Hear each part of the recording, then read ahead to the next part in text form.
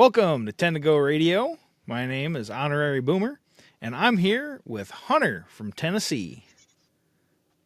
Hey, what's going on, Jordan? My name is Hunter. A little quick introduction to the little crowd here. I am Hunter. I'm from Chattanooga, Tennessee. I have served as a photographer for the Chattanooga Lookouts and lifetime NASCAR fan. I've been a fan since I was about a year old or so. My dad likes to tell stories about how my mother used to go grocery shopping on Sundays, and during that time, while my dad was watching the NASCAR race, I would sit in a bouncer and watch it with him. So my earliest memories are watching stuff that I don't even remember at this point, all the way till today. I have served Absolutely. as a Michael McDowell fan since 2015, and I have served as a honorary tour guide to Honorary Boomer here since 2024 in Tennessee. Yeah, actually, I think that was 2023.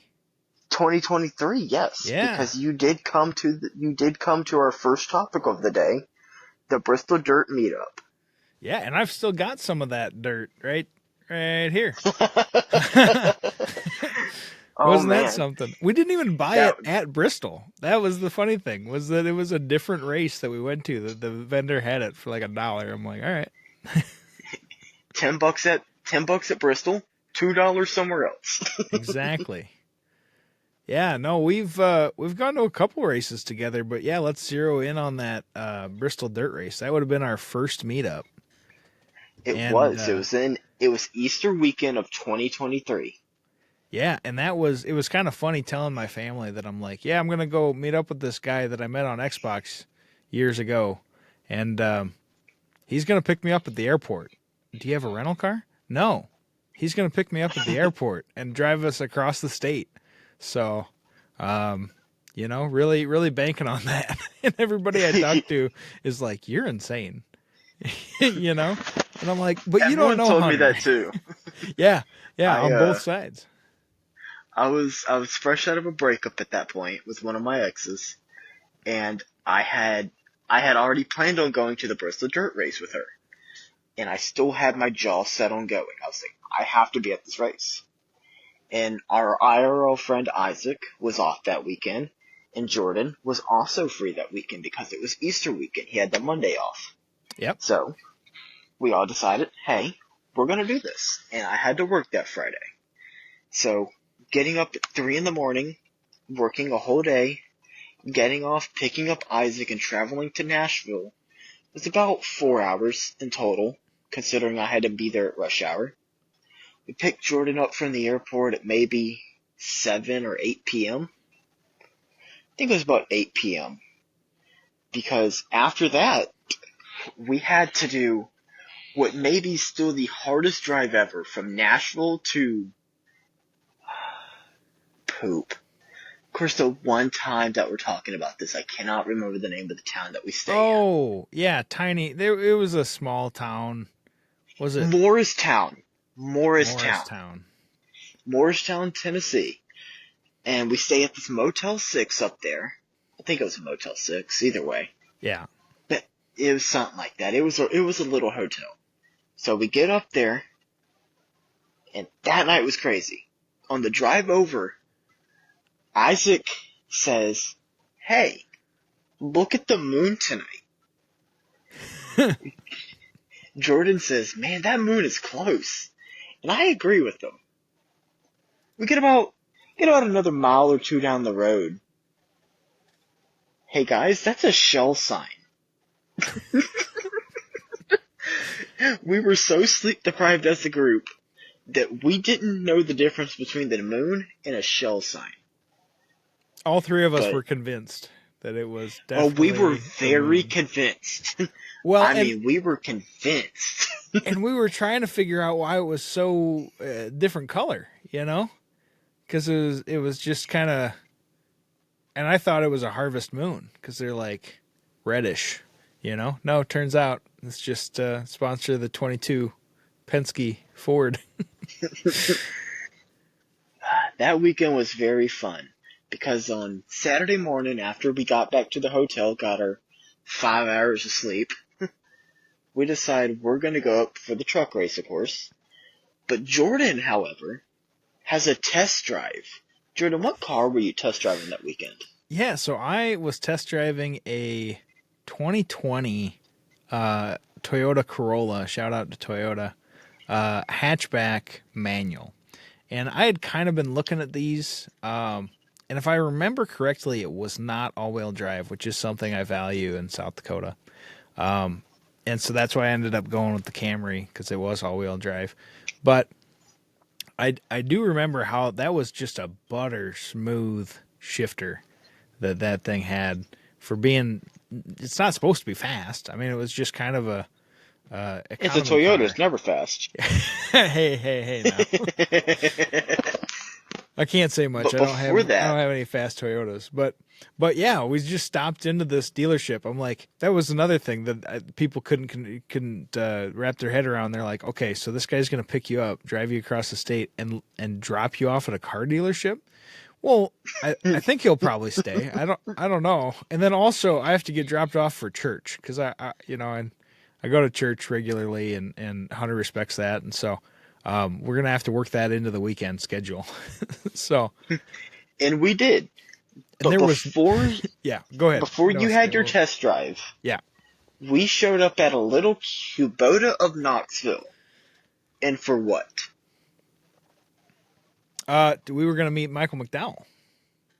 And we did. We Sure were very did. successful at this meetup. I have finally that was my second time meeting McDowell. I got my photo taken with him. And for some reason, his PR guy, social media guy, also took a photo of us together because I was decked out in his Lubs shirt, a Lubs jacket, blue jeans, my sunglasses on, got my car signed. Then Jordan initially forgot something.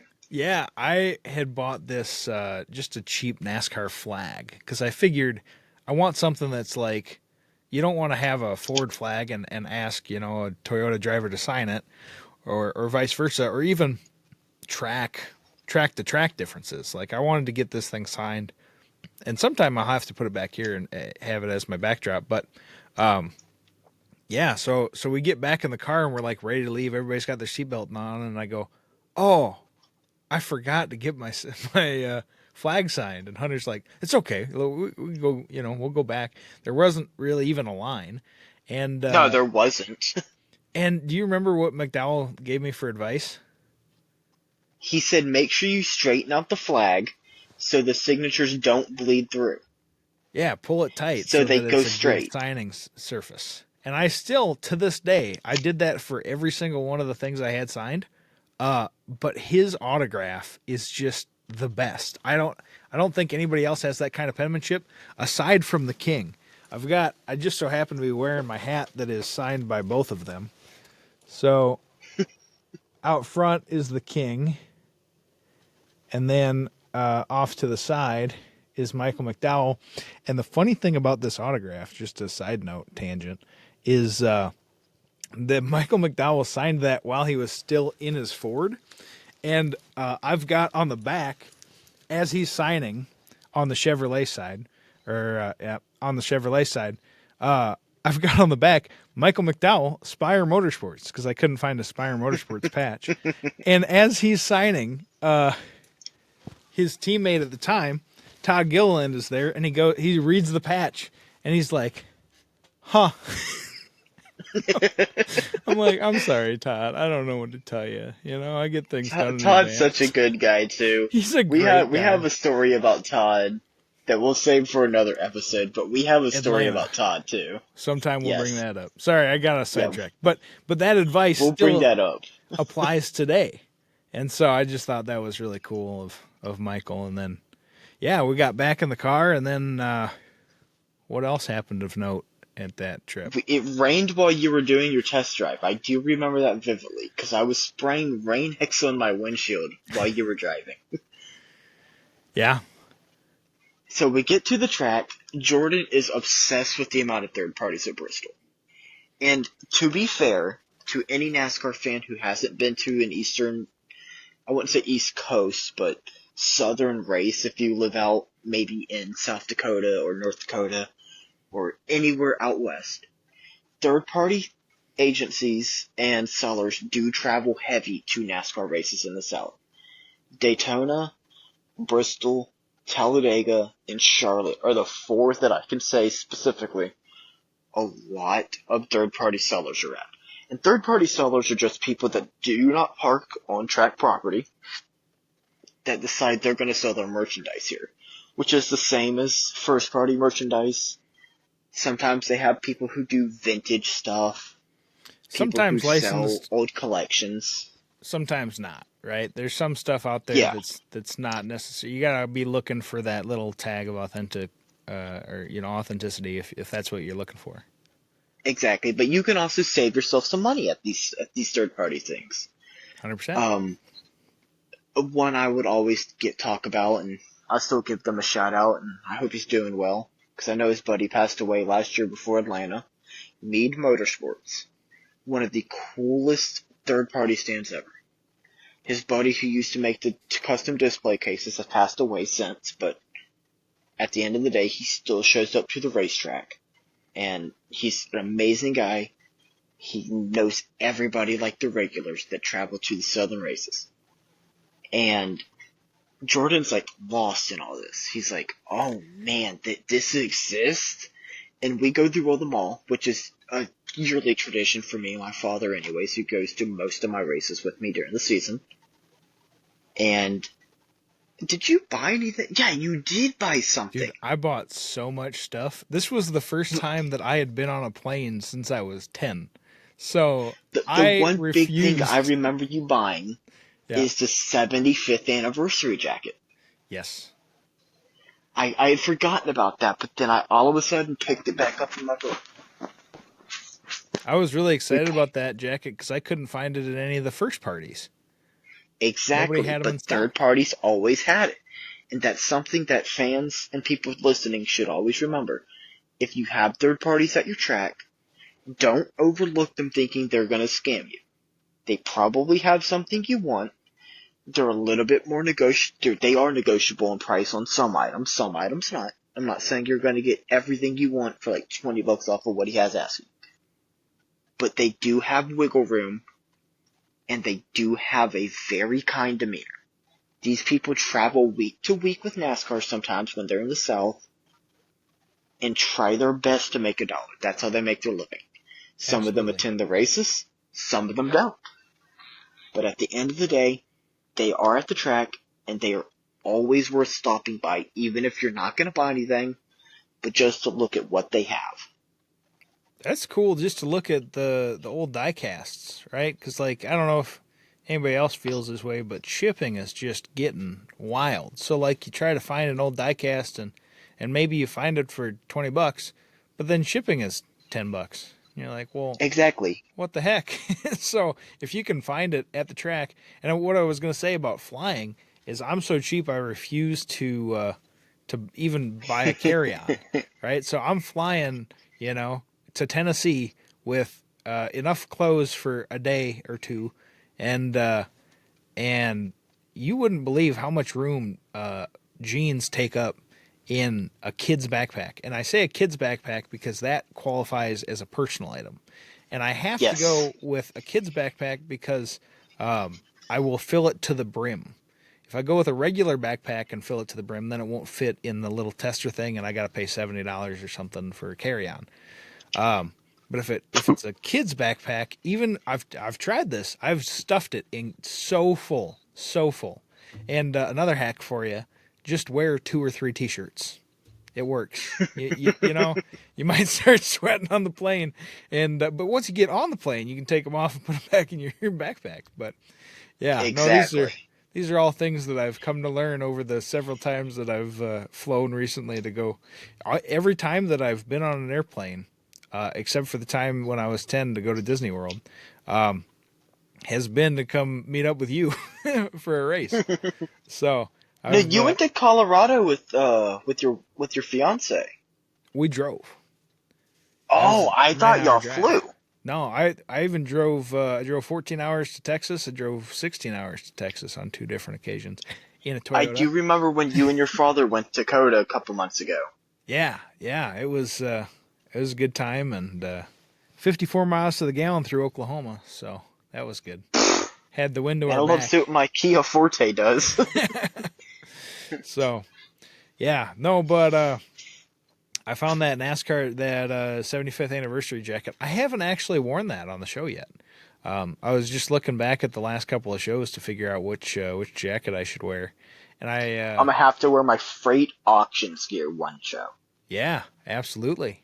That's what We'll I'm going have to to go switch to. through a story about them eventually too. That's got to be one in the future that has to be done. Oh, absolutely. That'll fit into our Atlanta stories. But Oh yes, because Atlanta is our track. yeah, well, Atlanta is your track that I'm a guest at, and Kansas is my track that you're a guest at. You come on out sometime to Exactly. Kansas. So And Bristol is a track that we're all a guest at the end of the day. yeah, yeah, the friendly way, Oh man. Tennessee. So yeah, we checked out the third parties. I bought entirely too much stuff and then had to sit on my bag to close the zipper. And I He just had really to, did, by the way. I had to pray that it was gonna make it back, even though I was already wearing 2 or 3 pairs of clothes. I still had to sit on it to get it closed because I had bought die casts and stuff. And at one point, Hunter looks at me and he's like, "How are you gonna get this home?" And I'm like, "Oh, if it doesn't work out, we'll just have to stop at a UPS store and go from there." But That's when I held your Terry Labonte jacket. yes, Which, I speak had of the devil, Kyle Larson threw back to that over the weekend. that was the jacket I wore last week because of Yep. that. Yeah, I had to leave that with you because it didn't fit and I couldn't wear it because I was already wearing too many t-shirts, so I couldn't wear a jacket, another jacket because I had the 75th anniversary jacket on. Oh man, what a hoot! That was we learned a lot that weekend about traveling. We really did.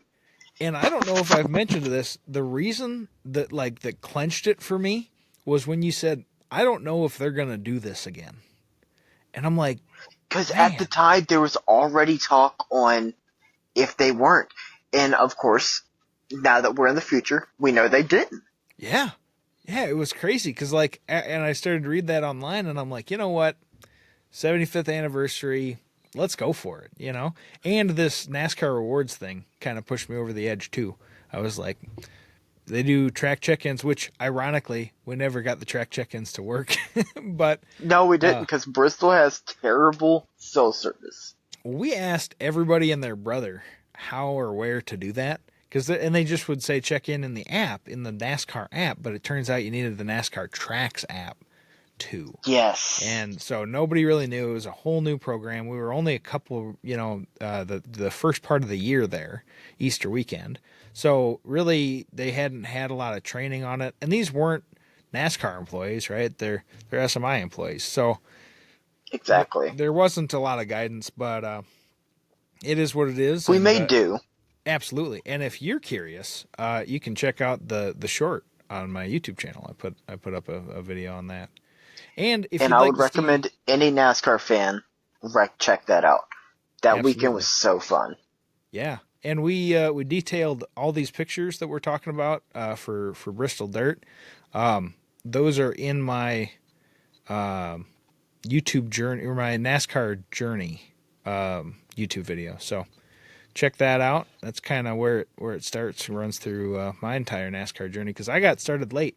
Hunter kind of got me into NASCAR, and then eventually got me into Michael McDowell, and so now here we are. I've been your leader. And photography, So Yeah, I did help you find your first camera. yeah, absolutely. And diving into all these different things, it's crazy to think of a friendship that can start and grow so much that you'd be a groomsman in my wedding. I know, right? Somebody you just met on Xbox that everybody that you talked to said, "Wait, you're crazy for going out there." Right? Well, I guess your gamble paid off this time. It sure did, and yours too. Yeah, So, but took a little, we haven't yeah. even gotten to the point of the races yet. No, we need to. It's hilarious because we were just talking about starting another podcast called Ramble Town, because we'll we got a lot to talk about. This is It's not NASCAR, and I love Dan, but Dan hasn't had some of these stories to this point so far that me and you can tell outside of Coda in Atlanta, which we'll have to get to come Atlanta time because that's the first time I met Dan. Yeah, yeah. We'll have to eventually get Dan on a call where it's all three of us. I think that'd be fun. And Exactly. Because I thought Dan was a whole different person. yeah, that's a story. That's a story we'll have That's a to tell when story we in talk about itself. meeting Dan. But yeah. So yeah, we were talking for a half an hour before we ended up hitting record. So we better Yeah. try to keep it on script here. So I guess Well, we should still talk about the Bristol Dirt Race because there was yeah, so something we really haven't even cool. gotten. Yeah, Well, first off, we have to go through Saturday. yeah. The So Saturday night race was the truck racing. Of course, it was cold in Bristol at the time. If you go back and look at the forecast, I think we might have been at 40 to 45 degrees that day, which for some people that's not cold. For Tennessee, that is pretty chilly if you're going to a public event. And me and Isaac are huddled up in our coats and jackets, and Jordan is wearing shorts and a jacket. And at one point throughout the race, he says, "It's kind of nippy out here." Well, me you and warned Isaac me. are shivering. You guys warned me, and I tell you what, and this is a very Midwest thing to say, but it's true. It wouldn't have been so bad if it wasn't for the wind, and that Oh actually, man, that's exactly what we say out here too. yeah. So I mentioned that during the race, and I see that you guys are like just about ready to throw in the flag because I've heard from Hunter before that like it was so cold we went home during that race, and I'm like, oh man, I don't want that to happen. Like we got to make sure that it's warm enough to not throw in the towel, and I'm looking around, and Bristol's pretty empty at this point. Most people have gone home, Yes. either because it's cold or because it's late or because it's trucks or whatever. And now I've seen people advertise that you can get into a suite for like $40 a guy at Yeah. Bristol, and I'm like, we should have done that. I got to go back to Bristol with you guys so that we can just get a suite. But We should one day. But during the truck race, we did something that me and you, I say, what on Saturdays we do, and my and we dad included, recommend. Yep. moving seats to where you feel like sitting. And where did we all decide on? In between turn 1 and 2, maybe 15, 20 rows up from the track. And the wind was to our And back then. And because Bristol is a coliseum, exactly, we didn't feel any wind. exactly. And it was such a good view, because at Bristol, to people who haven't gone, you can see everything from pretty much anywhere.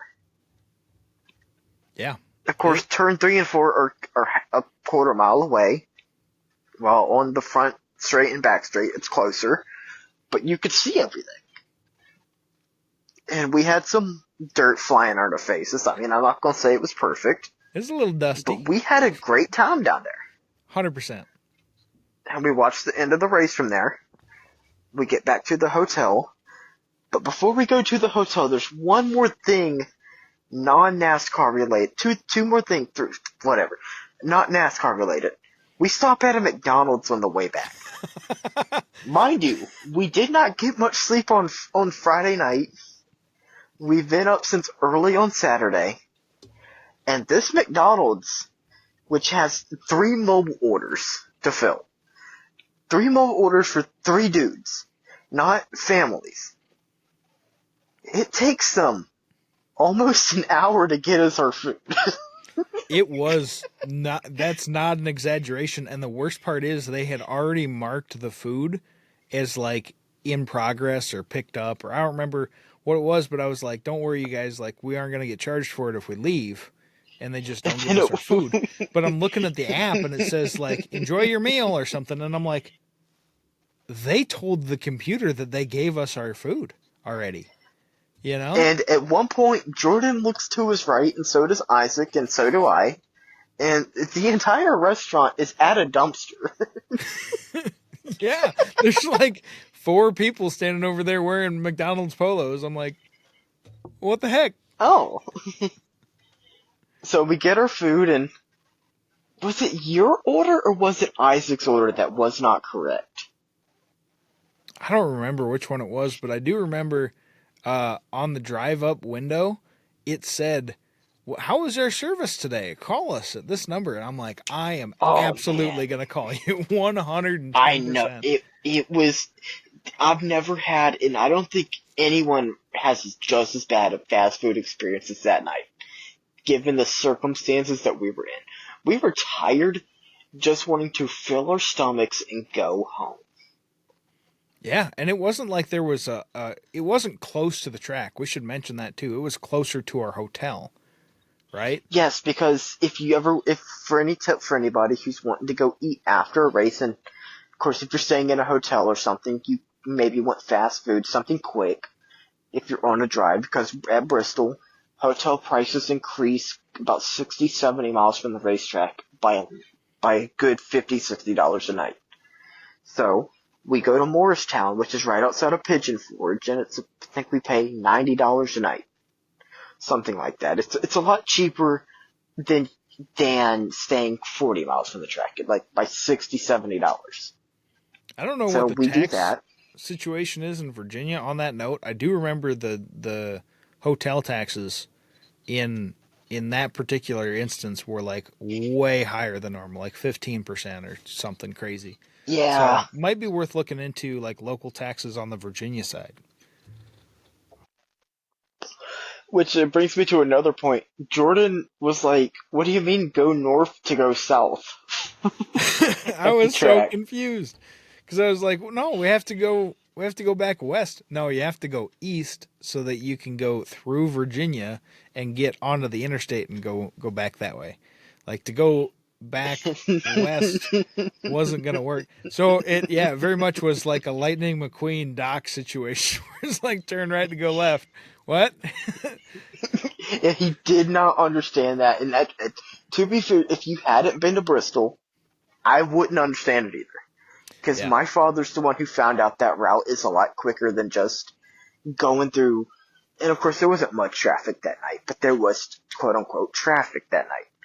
So going up to Virginia and getting on, cannot remember the interstate name. I'm not going to go ahead and try to guess it because Yeah, I no, know I'll it's get it okay. wrong. And heading back towards Morristown, where we stayed at. And it was so funny because you were like, "What do you mean we're going to Virginia?" I thought they were playing a joke on me. I thought it was another one of those moon situations where I was like, "What?" But the other funny thing about so the other reason that I was driving is because there was so much traffic and it was at night and it's not necessarily something that you're used to in Chattanooga. And so I was like, "Yeah, I can drive in traffic. That's fine, at night. I'm comfortable with that." And people get Yeah, a because little I had bit just got my wild. license. Yeah, people get a little wild in parking lots too. Like Yes, leaving the Chiefs game, I was like, I'm gonna walk next time. Like I paid top dollar to park in this parking lot, and I do not feel safe right now. exactly. So no, The I get Toyota it, parking lot at Bristol is a party ground. and it's Part parking free lot, part party ground. for Toyotas. Yes, if you have a Toyota, a Scion, or a Lexus at Bristol Motor Speedway, there is a parking lot off of turn 1 and 2, right by the third parties, that Toyota themselves pays for your parking. If you do not have any of those three vehicles I listed, it is a 20. 20 or $25 fee to park there. But Toyota themselves will cover your parking fee at that racetrack. Which is pretty cool. I haven't seen that anywhere else I've been. So It's a very cool. It's a very cool thing. I will give them that. You will not see that anywhere else, as you said. Maybe Richmond or something, but I haven't been to Richmond, so I can't specifically say. that would make sense. The Toyota Owners 400 probably has That's a, what I'm a thinking. good deal for Toyota owners. So we get back to the hotel, sleep, wake up Sunday. We bring Jordan to math. There is not a seat in that place.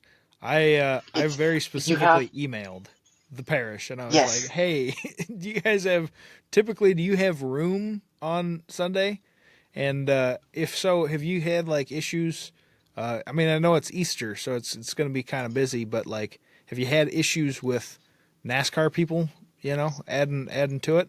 And she's like, oh no, because it was kind of on the way. I very specifically didn't want to go to the parish that's like right next to the racetrack, because I figured that one would be really busy with race people. Yeah. But this one was like on the way since we were traveling, halfway across the state. It sounds bad, but it's not. Tennessee's not that way. Anyway, but I was like, yeah, it was kind of on the way. And so she's like, oh, yeah, no, the person that got back to me was like, yeah, no, the last couple of Easters, there's been a lot of seating. It's not a problem. Don't worry about it. And we got there like as the church bells are ringing. I'm like, oh my gosh, I got to get in there. Yeah, thanks, guys. All right, see you later. And I'm running up there, and there's like already 6 people standing in the back. I'm like, oh no. I'm going to stand the whole time. And me and Isaac decided we're going to go to the local Walmart because he said Mass would take a little while. And I'm not too religious of a person. I'm not going to bring religion to a podcast, of course. But I respect Jordan's religion. So me and Isaac said we're going to wait. We're going to go to the local Walmart. And I bought my sun hat there, which I still own to this day. It's up on my door. I'm looking at it right now. And one of the best purchases of my life. You gotta get we some bought pins snacks on and that everything.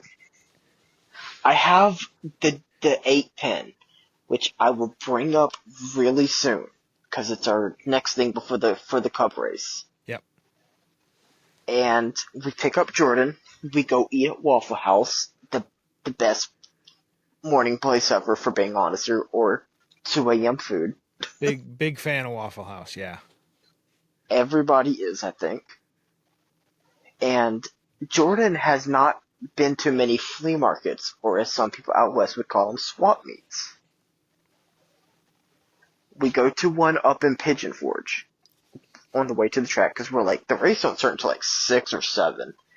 If we go there right now, we're going to be sitting in the car for 5 hours because we've already seen the third parties and everything the fan zone has to offer. Which we do recommend doing that not on Sunday, because if you do it on Sunday, it's going to be busy. Like, if you can get there the day before, enjoy all the things that there are to do in the fan zone. Okay. Yes, Saturday fan zones are the best.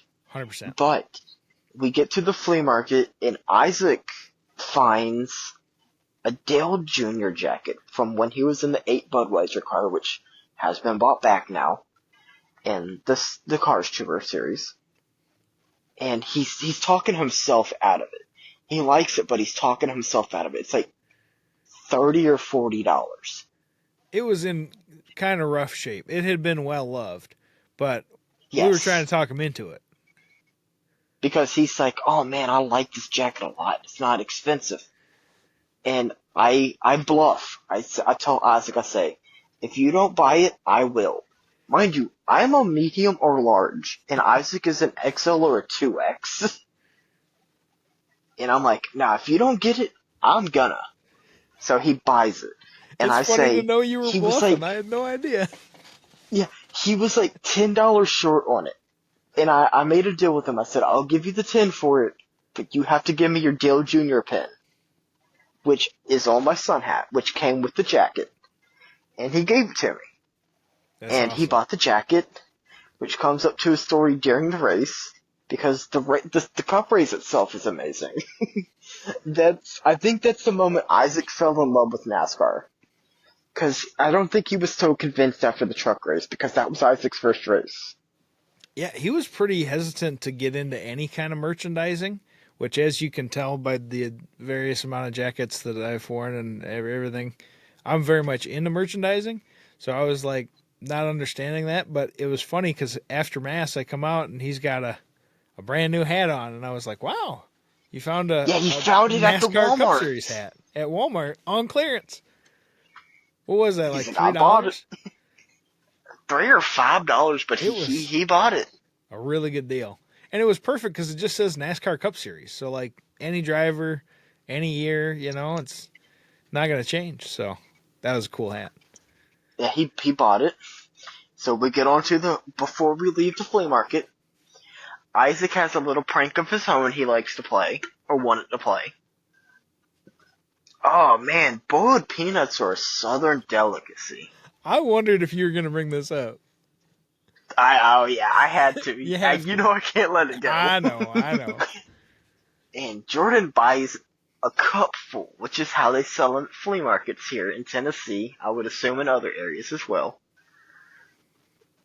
He buys it. He After it eats being one recommended. peanut and goes, "Man, these things aren't good at all."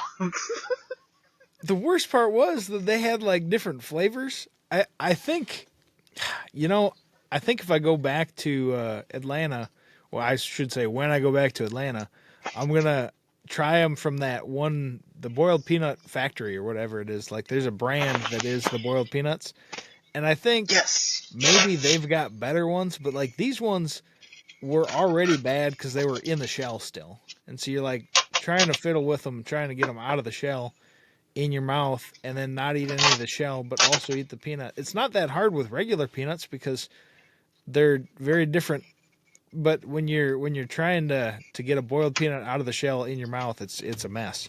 And Oh, yes, it is. and these ones were like bacon flavored. Like, dude didn't bake bacon and put like bacon bits in there. He like took some raw bacon and put it in the crock pot and then put in peanuts Yep. and then put in water. And I was like, this is not tasting very good. So I ended up throwing out that whole cup. But But I felt bad. I didn't want him to Isaac see was it. the planner of that. Isaac was the planner of That's that. hilarious. But when Isaac said he had the prank, I had to buy into it because that is a pretty good Southern prank. Because no one here in the South, there are Southern people who drink them, but most people do not eat boiled peanuts. My dad will gag at them, and I'm just like, no, you can go to pass on me, buddy. I'm not taking that sample.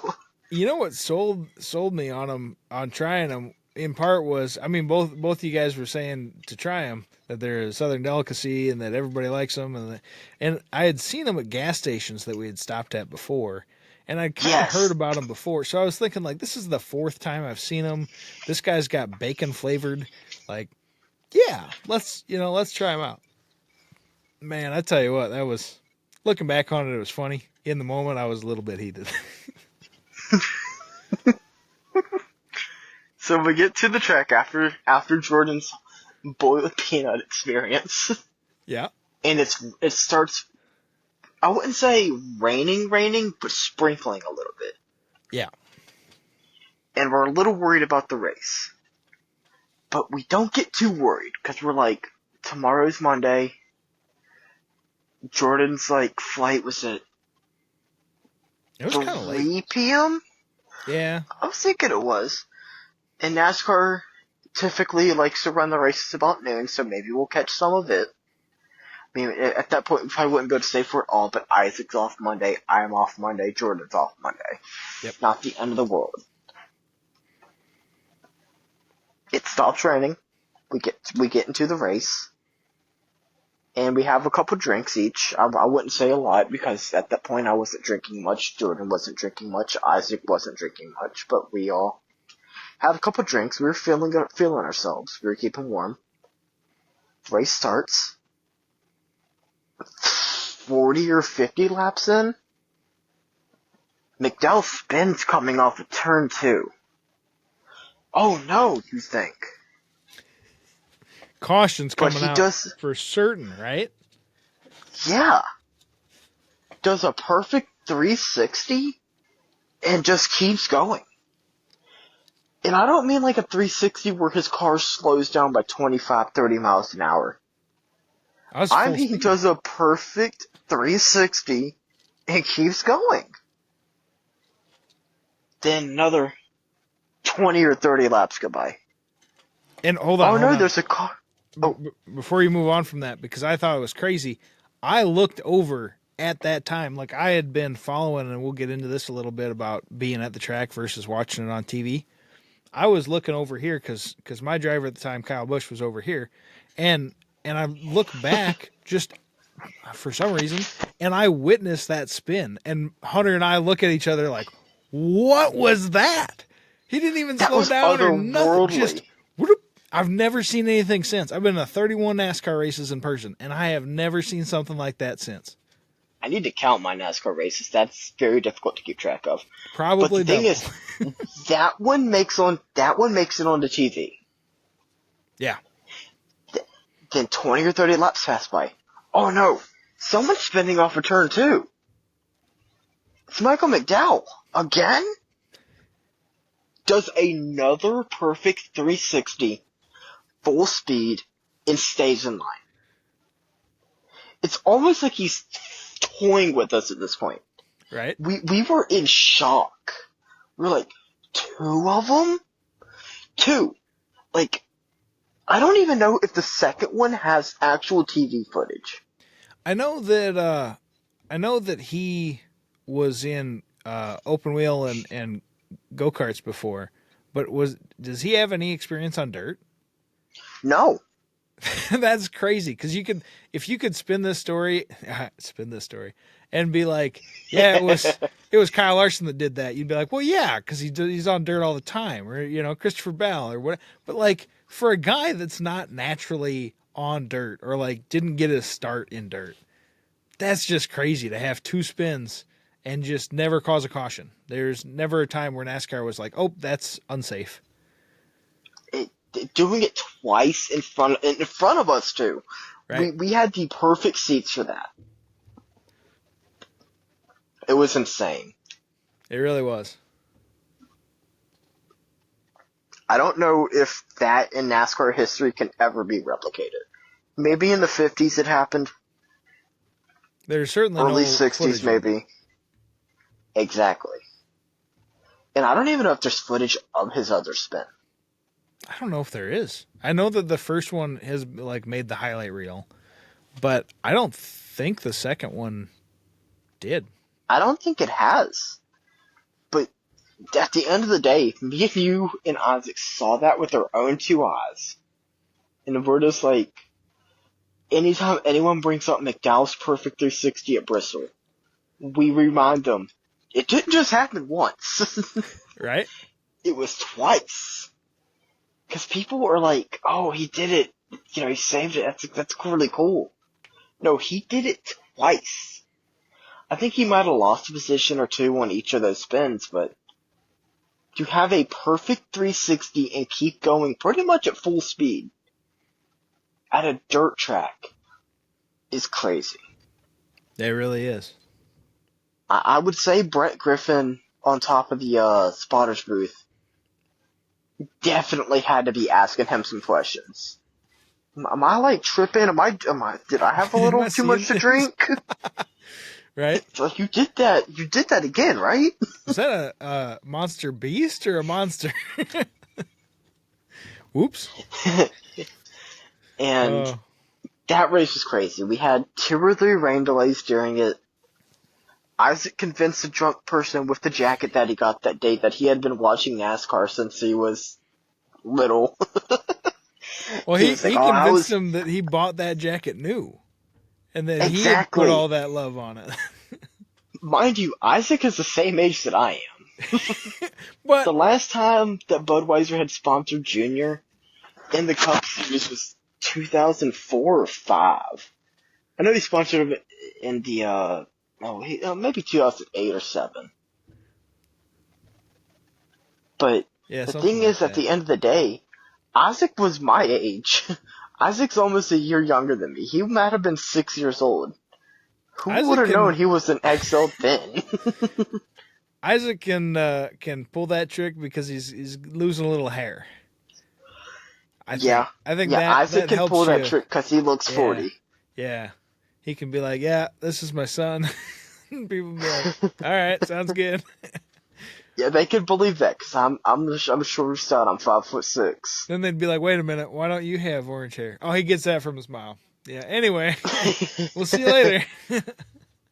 Yeah. That rain it's raining off and on. At one point, me and you and Isaac go to leave the track. And I'm checking my phone on Bob Pockrass's page on Twitter. Which, if anyone doesn't know, Bob Pockrass is the go-to at NASCAR tracks. 100%. If you need to know what's going on, Bob Pockrass has you covered. And we're leaving, and Bob Pockrass is like, NASCAR plans to restart this race at this time. We're like, oh crap, we gotta go back in, guys. At this point, the race has been a total wash. It's not even a good weekend at this point. It was cold Saturday, it's rainy Sunday. No one's doing ticketing at this point. We run back into the racetrack and catch the end of the race, which has something a little bit odd happen.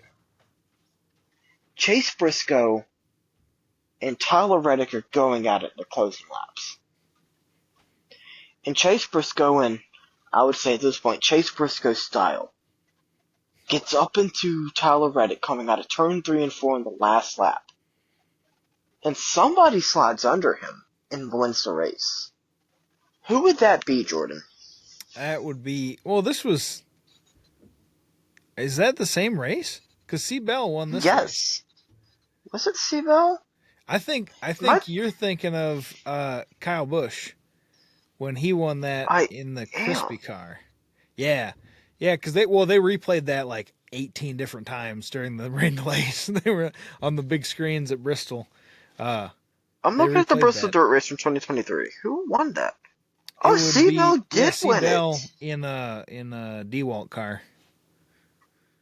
I could have sworn that Kyle Busch won that race. That was another reason I wanted to go, because I was like, Kyle Busch.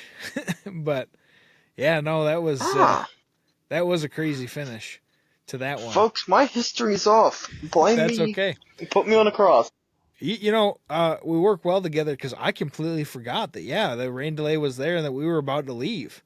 And then this is, as a guy who, this was my first in-person NASCAR race, it wasn't my first, but it was, what would it have been, my third.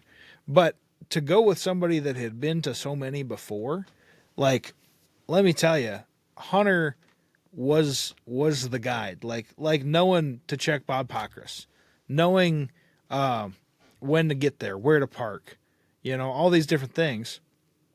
It was a great asset to have him as my guide. It was to have you guide us was pretty awesome. Oh, yeah, because I didn't even hear that part. I just kept talking on. So we're back now. Howdy, folks. We had some technical difficulties. We're learning with you here, so we're glad that you're we are not professionals at this. No, this is not anybody's it's somebody's full-time job. It's Dale Jr.'s full-time job, but exactly. It's not our full-time job, and so we're still learning. So we appreciate your patience. But yeah, we were just kind of reliving that and remembering that we had gotten down all the way down the hill. If you're familiar with Bristol, we'd gotten all the way down the hill after a whole day of walking. We were all tired, and then to read the tweet, and like Hunter was saying, you can hear the cars, not the Cup cars, but these old Crown Vics to help pack dirt. So usually they use the jet dryers and the sweepers and stuff on track to get it, back ready to go. But with dirt, you don't want to use a jet dryer. So they just have these big machines that are just driving around and water trucks to keep the dirt from turning into dust. But which at this point we didn't really need water trucks. No, those guys got a free ride after that. They just got to sit in their truck and watch the race. But yeah, we got all the way down the hill, living life. turned around and headed right back up, and it was totally worth it. It was a really good deal. It really was. So C-Bell is sitting in third place, right as Tyler Reddick and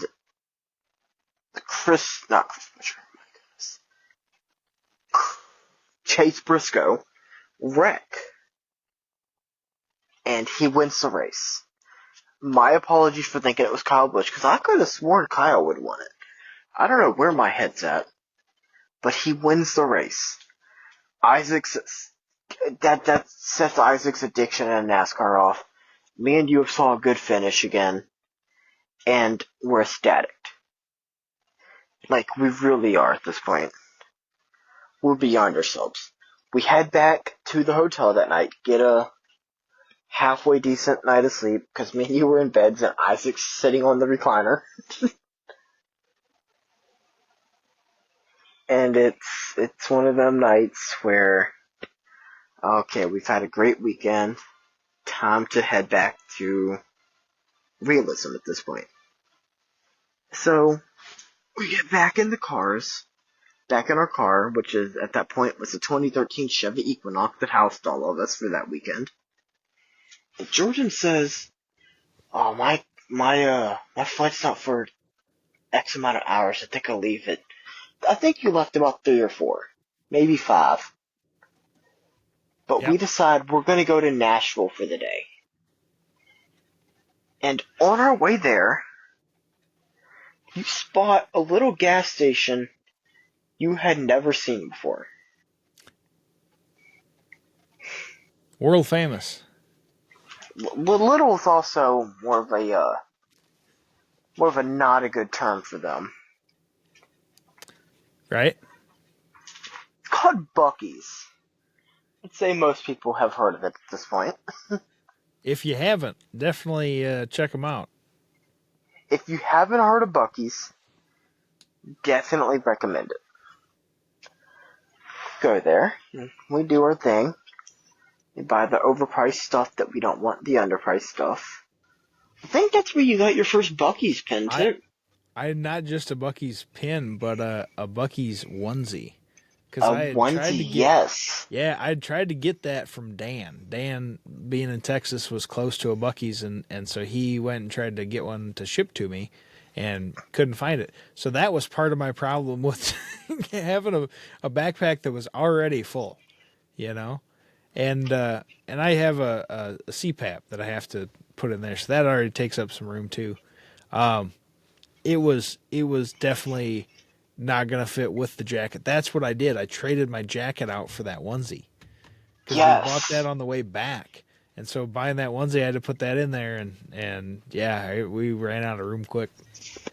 And Jordan decides, after that, we go to downtown Nashville. Jordan, folks, for people who know him or don't know him, lives in a small town. Which is okay. I live in a Tennessee standard small town too. No biggie there. Jordan, however, thinks Nashville downtown, Nashville metro area is considered Southern hospitality area. It is in the South. You quickly learn to realize that it wasn't a Southern place though. No, Because people on weren't the saying howdy walking back. bridge, well, on the walking bridge, going to downtown from Nissan Stadium, because that's where we parked at because we were cheap and wanted to not pay for parking, Isaac looks over at a building that sits over the Cumberland River. Jordan, look over there. Oh, those are gunshot holes in a side of a building. It did kind of set the tone. We It should did. also mention that part of the main reason for this little expedition side quest is I like to go to state capitals, and I've since gotten this Yes. book, and so like last July we went to visit too, just to kind of hang out with Hunter and check out the 4th of July festivities out that way, and I brought my book with me, and they were closed. So that was a shame. I still need to get my Tennessee book, my stamp for Tennessee. But yeah, it was cool that if you go to the Tennessee State Capitol, make sure you take the tour because there was a lot of really cool things that they mentioned on that tour. But anyway, so I learned my lesson. You can't be saying "Hey, howdy, hey" to everybody you see on the street in Nashville, especially downtown. They are not going to reciprocate that energy. So, Yes, big cities and small towns are two different entities. I 100%. will go ahead and warn to anybody who's from a big city, you probably know that already. Anyone from a small town, you probably know that already. But anyone who's lives in a small town who's never been to a big city particularly, you probably don't know that. And now And you that do. is something, that's a life tip advice, not just a NASCAR advice, but a life tip advice. Absolutely. So, We have a great time in downtown Nashville, I would say. We got to walk down the Honky Tonk Road. or Broadway. We got to go by the Grand Ole Opry. Got to stop by the Titan Stadium, which is where we parked at, and all that. We dropped Jordan off and head back home. And that's the end of Bristol. But Yeah. trust me when I tell you, that's not the end of our stories together. No, we've got a lot to cover. And I was just looking at the time. I think we're like 40 minutes, give or take, into this episode. And we're still on lap 10. This has got to be the longest lap 10, but probably the best. Tell us in the comments if you really like us elaborating on these stories, because I do. I very much enjoy going into detail on these stories. So Some people might not like it, but anyone who knows us and wants to know how me and Jordan became such good friends can look back on this and reference why we're good friends. Absolutely. It's a weekend to remember, and a weekend I always hold in my heart, because we turned a weekend that could have been a washout and a cold weekend sitting in a hotel room watching stuff on TV to a weekend that we'll probably never forget. Absolutely. No, I don't think we ever can. Especially if they never bring back Bristol Dirt. That'll Which be I don't see for the foreseeable future that they're gonna. It doesn't sound like it. It sounds like it was one of those 3-year trial periods, and it didn't significantly Didn't make it. increase the attendance on the second or third year. By the third year, Which- attendance was, I think, on par or a Pretty little bit low. lower. It was almost lower than average. And so for all that extra work of digging out a mountain, bringing down the dirt, putting it down, taking care of it, getting rid of it afterwards, and then also based on at least trucks, I mean, it got pretty dusty in there. I mean, I wonder if that didn't have an effect on all the stands, and like you had to go around and take care of the arena. There's nowhere for it to go when it gets dusty in there. It just stays in the Coliseum. But yeah, crazy. So It was.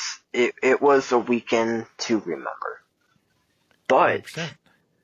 on to lap 9. What do we have, On to buddy? lap 9, we have a quote from the king. So this is a very condensed quote. He said a lot more than this, but he said, "It don't show the real race on TV," and that is so true, right? I mean, we've been to so many different Yes. races. I sat down and wrote them out and figured 31. I know you've been to more than that, but when you're there in person, you can either watch your favorite driver the whole time, or you Exactly. can kind of skip around. So like a lot of times now, if my favorite driver is falling back or has something go wrong with their car or whatever, I'll just kind of start looking for either the person that I'm with, their favorite driver, or kind of start watching for just who's in a good battle, because there's a lot of good Oh, battles yeah. out there, even for like 15th or 30th sometimes. I mean, Carson Hocevar will fight 2 laps down. He'll fight the leader, and it's like Exactly. that's what you want to see, and that's not necessarily what the camera people capture. I think that the NASCAR studios people do a lot better job of that. With CW, they didn't really want to put their own deal together, so they said, why don't we just pay extra and you guys put together a productions company? And NASCAR took them up on that, and I think that we've seen an uptick in viewership on the Xfinity side, and I think that has a lot to do with it. IndyCar right now is pulling in right about maybe 300K less on a good weekend than IndyCar right now. Which IndyCar is on Big Fox, which is a cable channel, and CW, which is also another cable channel, is hosting Xfinity on Saturday. I will say that they're almost competing. NASCAR has pretty much blown IndyCar outside of what is going to be the Indy 500 out of the water. It's almost crazy to think that a second tier NASCAR series is competing with America's biggest open wheel series. Yeah, and F1, they're all three kind of tied, and it's like you say, the second series of NASCAR. Yeah, F1 on a good weekend when they're in the North America or even England at this point, they're pulling in probably about 1.1 million viewers on a good weekend. And IndyCar's pulling in anywhere between 700,000 at Thermal Club to I think Indy last year got 4.3 million viewers. So we're looking at a little bit of a more varietal fan base, because IndyCar's core fan base, people who watch Thermal Club and people who just want to watch something on TV, will tune into IndyCar. But people who are NASCAR diehards, and I wouldn't say IndyCar haters, because at this point IndyCar doesn't really have many haters. It's just F1 versus IndyCar. They'll watch the Xfinity Series or the Cup Series on Sunday. And IndyCar on Fox has definitely taken a little bit of a nosedive compared to how I thought they were going to be. I thought they were going to be easily pulling in 2 million viewers a weekend. And you'd think so, right? Being on Big Fox, you'd think that you'd snag some people that weren't necessarily seeking it out, but also not going to change the channel on it. Exactly. But we're not it doesn't seeing that. look like it's happened. I will give credit to where credit is due. IndyCar's broadcast team seems to be running things better than the NASCAR Fox broadcast team. Sure. I think IndyCar supplies their own team. It doesn't supply their own team. I think they have Fox do their team. Well, NASCAR supplies their own camera crew, and Fox has the broadcaster signed. Sure. Well, I think a lot of what we covered in our story kind of gives you a lot of reason to go to the track. You know, I mean, that was kind of this lap 9 bullet point was what makes the track so much better than watching at home. But I think we pretty well covered that in the first 45 minutes. Yeah, you're gonna have your in-person experience compared to your I'm gonna tune in 5 minutes before green flag and tune out right after the race is a lot different. If you go to the track, you're gonna feel the vibrations, hear the noise, have yourself a couple drinks, or bring your son or daughter or your dad with you. You're going to have a whole different experience to come away, because you're going to feed off the crowd energy. You're going to feed off of what your favorite driver's doing. It's a different experience being at a racetrack compared to watching it on TV on Sunday in your room or your living room. And I tell you what, every racetrack I've been to is not downtown Nashville. I mean, you tell people howdy, they tell you howdy back. You know, Exactly. I mean, it's a great place to make new friends, and I mean, especially if you go camping, making friends with your fellow campers. It's a lot of fun. I tell you what, if there's somebody out there that's listening to this and kind of on the fence, just go for a truck race. I mean, truck ARCA Xfinity is cheaper, and if it's a money thing, you know, get the cheaper one on a Friday or Saturday, go to Exactly. that, and then if you just fall in love, you can't do without it again, which I think is probably likely. Then, you know, buy your ticket last minute for Sunday. Generally, they don't sell out, so Most tracks don't, unless you're in the Florida area and go to and only chance is to go to the Daytona 500. You're gonna have a ticket available somewhere. Yeah, if you're close to Daytona, you're probably better off going to the night race. Yes. In the summer, because it's not going to sell out like the Daytona 500, and the Daytona 500 tickets are more expensive, and so yeah. But I mean, other than that, I would highly recommend going for one of the lower series first. Probably not ARCA, just because it's not quite the same. But as Dan mentioned in one of our previous episodes, I mean, for him, the couple of races that he's been to, he's enjoyed Xfinity more than Cup. And some I think that people has do, a lot and to that's do, me and my father. Yeah, with the car. I think that the car lends itself very well to a little bit older driving style, and I think a lot of fans still identify with that, really enjoy that type of racing. I promise you, if you go to a track, 99% of the time you're going to come back with a better experience than you are if you go to if you just stay at home and watch a TV race. For sure. It's almost like going to your local dirt track. even though it's a bigger crowd and it's a little bit different racing, I'm gonna make the comparison to because most of our tracks are dirt. I think most of your tracks are dirt too. Yep. And considering I say this audience here would be local, go to your local dirt track, and if you have a good time there, a good time, you enjoyed it, buy yourself a cheap NASCAR ticket. Like Absolutely. Jordan said, to ARCA, Truck, or Xfinity, and maybe even Cup if it's some tracks are better with Cup than others when it comes to ticket price. Just go. If you're One on the thing fence, just go. one thing about it is, and you'll learn this at your dirt track. The front row is not necessarily the best place to be. For most Exactly. tracks. Most tracks you're going to want to be up higher so that you can see, and you'll see that when you go to buy tickets that it's more expensive to be up higher, and that's because you've got a better view. I think that sweet spot, and it depends on the track because their rows are different. But like for Kansas, for me, I don't mind being in like row 20 or so, give or take. You're high enough that you can see the whole thing, but you're low enough that you can feel the vibrations of the car. When we were at Talladega, we won tickets to that, and we were way high, and Yeah.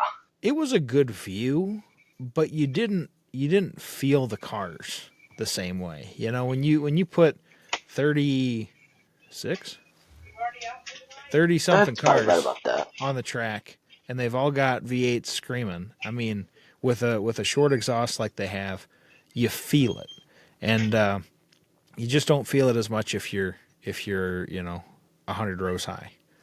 So But the thing is, there's also a trade-off point because if you're on row one, you you do can't see feel it. anything. You can feel Exactly. everything, but you That's going to can't see say. anything. So at certain tracks, depending on your area, there is a trade-off.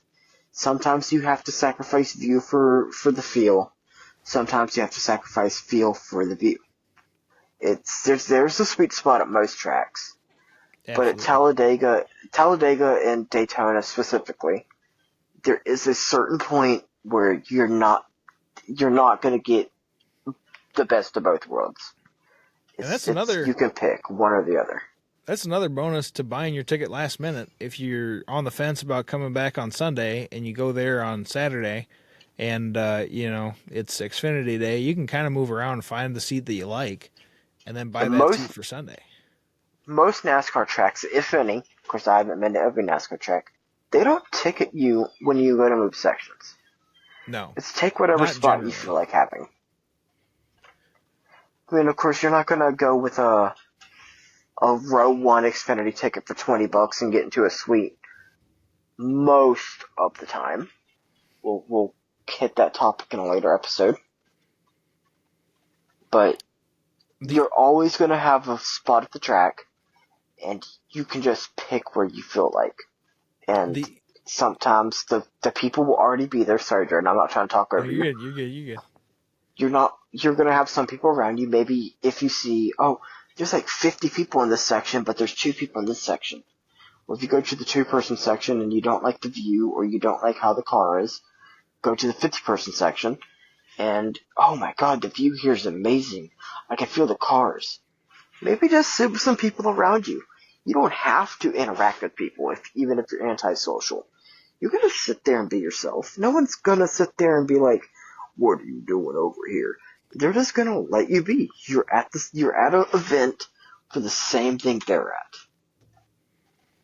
Yeah, the only time that I've ever been like they checked my ticket was at the Brickyard 400, and I don't know why they checked it because it was like empty. The stands were just empty, and I was trying to go into the shaded area because it was so hot. It was like in the middle of July, and Yeah. it was so hot, and it was like I said, my very first race. I was trying to be cheap. I was a high school kid, and so I ended up buying row one because it was the cheapest, and I was right on top of the track. Couldn't see anything. And Indy is kind of one of those tracks where it's hard to see. You're not going to see the whole thing. No, there's nowhere you can stand at Indy unless you can find a spot on top of the Pagata.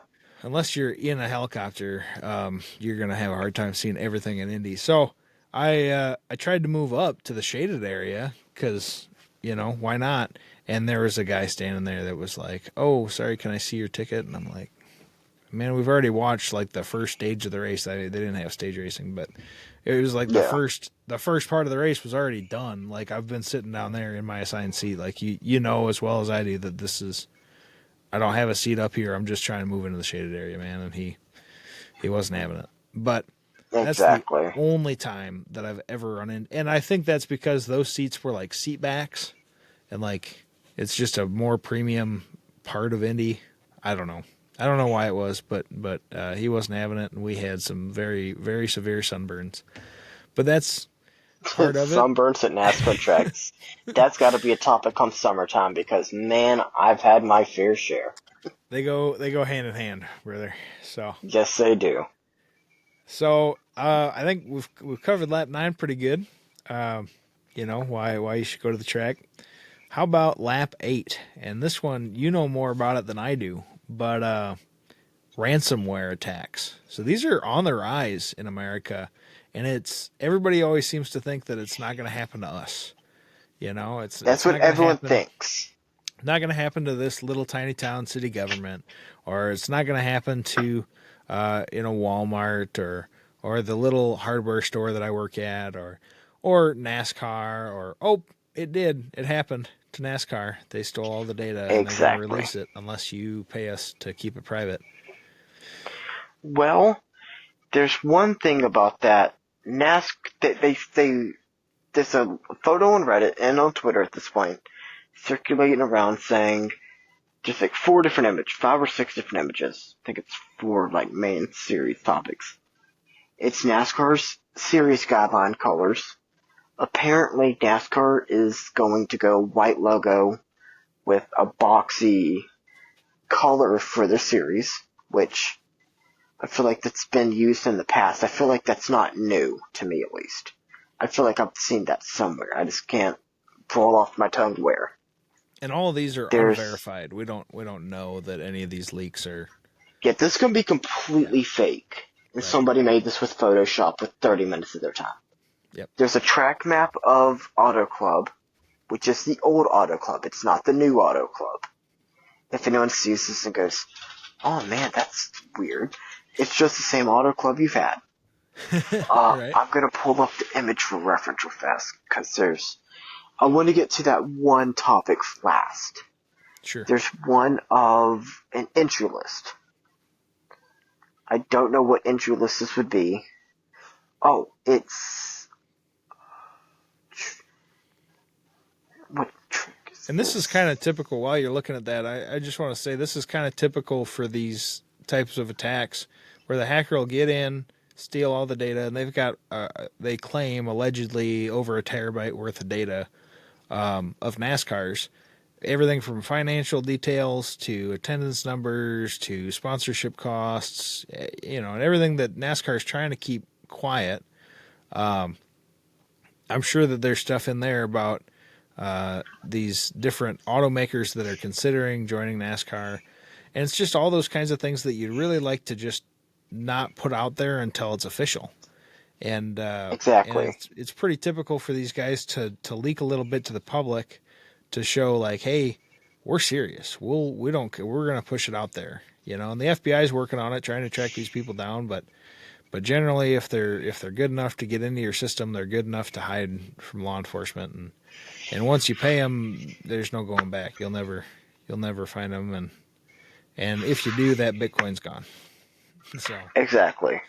it's a The shame. third image looks to be an Auto Club, like, representative list, and to me it looks like they're going to go through a name change called Auto Club International Speedway or SoCal International Speedway. Part of it's blurred out, so I kind of have to guess. Sure. And it's just like a list of people who they're going to have represent the track. And that's not too big because, of course, we still don't, at the end of the day, have an official word on Auto Club. It Sure. doesn't matter what's leaked about it. That's one thing I would say. It doesn't matter what's leaked about it. The track property at that place If NASCAR sold it, probably will bring in more money than it would to be hosting a race there. I think At the end of the day, what they're not looking at though is like the opportunity cost, because if you can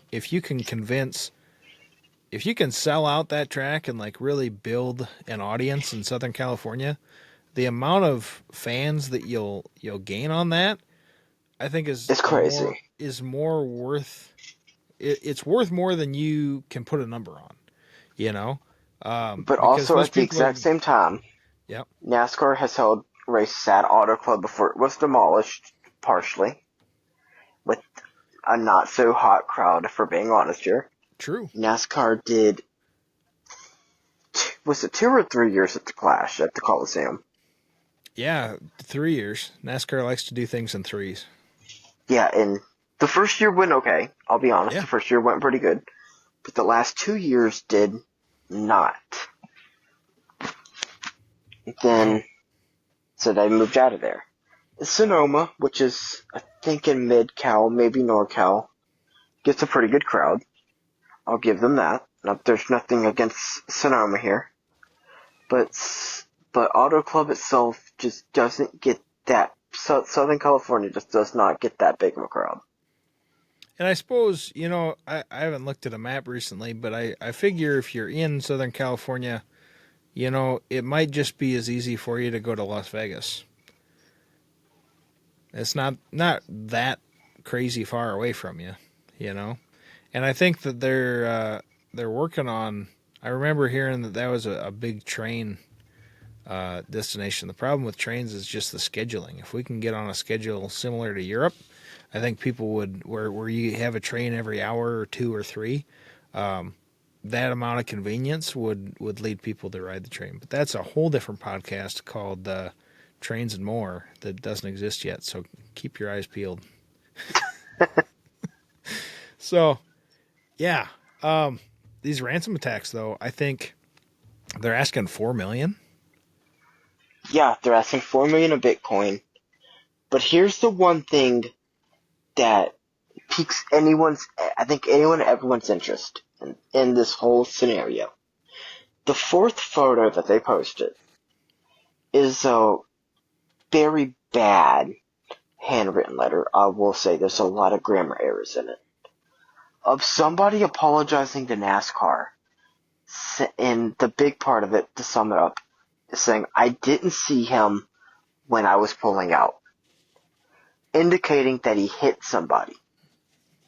Whether a hauler driver, track care, tow trucks, there's a lot of crews that are local that support the NASCAR race. Absolutely. Somebody apparently has been run over at Martinsville Speedway in Virginia. And the big part about all this is under the section on Reddit and Twitter, mostly Reddit is where I've read most of this, and of course this is allegedly not concrete evidence. A lot of people have said this is a common occurrence, and NASCAR will take you to the care center to make sure you're not have anything broken, and if you're okay, they will pay you hush money. And this is not really caught public eye yet, but it worries a lot of people. What do you mean NASCAR's paying you hush money if you get ran over at a racetrack? Yeah, that's concerning. That is very concerning. And I've been to Martinsville. I don't think you have yet, Jordan. I haven't. Okay. The exit from pit road going out to the highway right there is pretty weird. It's not like most tracks. Only one series can fit in there in the garagery at a time. So after each race throughout the weekend, they have to take you out. When I went in 2021, there was a doubleheader on that Saturday with Truck and Xfinity. Truck ran in the morning, Xfinity ran at night, of course. And when Truck left, there was a big old parade for them. But I would assume, too, if you're on a Friday or something, where the series practice, there's probably not many people there. And there's not a big parade for it when you're moving the haulers. Somebody has the likelihood to get hit. Which, if there's one hit, if one person gets hit in 30 years, that's an anomaly. But I could see it happening, leaving that track. Absolutely. And, but the thing is, it looks like it's a common occurrence at Martinsville. Somebody had said it, and I had the Reddit stuff. I'd read exactly what he said, and I'd give credit to the username, but I don't have it pulled up.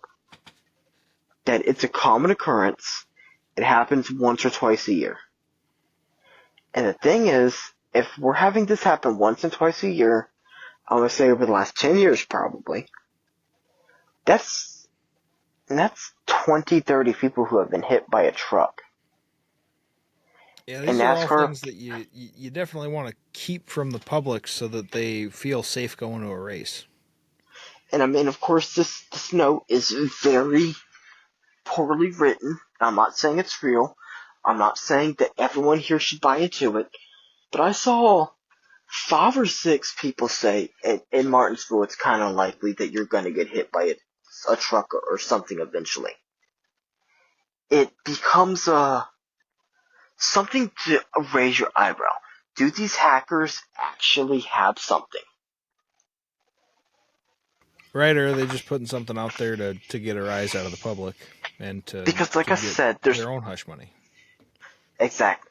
It's poor spelling. Yeah. If you go on Twitter and read NASCAR leaked, I'm pretty sure it's going to be one of the first 10 results you find.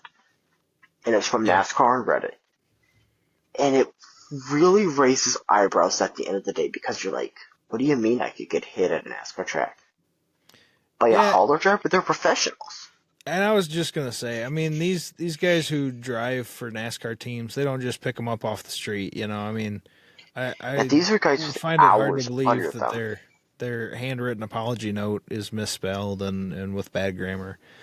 I don't know. It's possible. One thing to keep in mind is that NASCAR is bigger than just the sanctioning body. They own a lot of tracks, and so if there They are do. legal incidents that happen at those tracks, that's They are a part of liable. this. That's a part of this terabyte of data. You know, there's a lot of track operation paperwork, if you will, and that would probably be in that 1 terabyte. And to most people that are sitting at home thinking 1 terabyte, I've got a 1 terabyte hard drive or something. And yeah, with movies and music and games, it fills up quick. But when you're talking about just Word documents, it takes a You could, lot. It yeah, takes a it's a lot lot. to get to 1 terabyte. So there's probably a lot of content there, allegedly, and you just hope that it ends peacefully. Maybe maybe they left a trail somewhere, and the FBI can get to them before they can leak anything else. That's kind of the best case scenario. So I we'll update you. if if I'm NASCAR, if that is real, of course, it's allegedly. I wouldn't want to be paying the 4 million, but I would be trying to negotiate because if this gets out into the public spotlight, I'm talking Erica Stubb, David Land, Bob Hawkers covers this stuff. NASCAR could be in a world of trouble. Because who wants to go to a NASCAR race and potentially get run over by a truck? Who wants to hear that it's public knowledge that they will pay you hush money not to talk about this? Yeah, it's It becomes a a lot of bad. frightening issue fast. Absolutely, it makes you wonder if it's not cheaper to just pay the 4 million. You know, as sad as that is, how badly do you want to protect this data? Is really the question, and I guess Dave Ramsey would call it the stupid tax for whoever clicked the link or gave the password or whatever. It's almost It's always something human to error. think about. Yeah. This right here is something to actually think about. So we'll keep you updated as that story progresses. But Yes. sad deal. Sad deal to see NASCAR as a target with everything that they've got going on. Now, Jordan, before we move on to topic number 7, Yeah. you heard before we were talking before the podcast that I had some breaking news to bring to you. Yes. So we are going to have a 7.5 to go caution. Sure. Mike Harmon Racing is allegedly shutting down as of today. Wow. Xfinity Series backmarker stable house of the 47 and the 74 car. Applebee's guy Mike Harmon's team has run out of money. Wow. That's crazy to hear. This is breaking news to me. I hadn't heard about it. And it's becoming more realistic at this point in NASCAR that backmarker teams, because of today's economy, is starting to run out of money because sponsors don't have the extra money to send to the teams. Marketing teams are just looking for a very specific demographic, and they want to spend their money on this age, this gender, this location, this whatever, and just saying, well, generally, here's what NASCAR demographics are, give or take, is not good enough for them. Exactly. And I that's think what at this point, streaming's really going to help with that, because Prime knows a lot more about you than Nelson TV ratings do, right? So you can, they really do.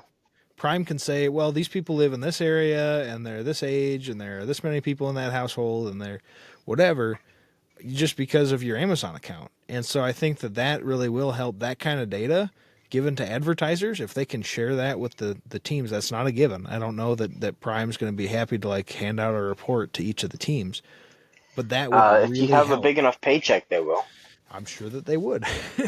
Hey, listen, I have Amazon Prime. Can I get the statistics?